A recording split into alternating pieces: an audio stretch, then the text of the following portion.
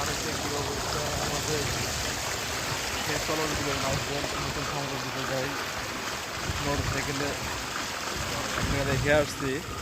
রেখে আসার পরে আমাদের একটা ভ্যানে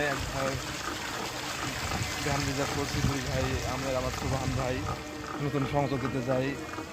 পানি চারোদিকেই পানি, দেখেন তা একদম মানে পানি ছাড়ার কোনো বিকল্প কোনো পথ নাই। এখন সংযোগ দেওয়ার জন্য আমরা সেখান দিয়ে যাচ্ছি।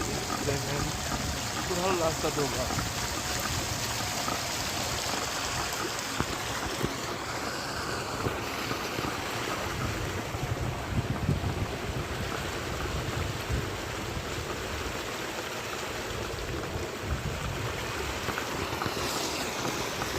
ভাই কষ্টটা কীরকম করেন একটু?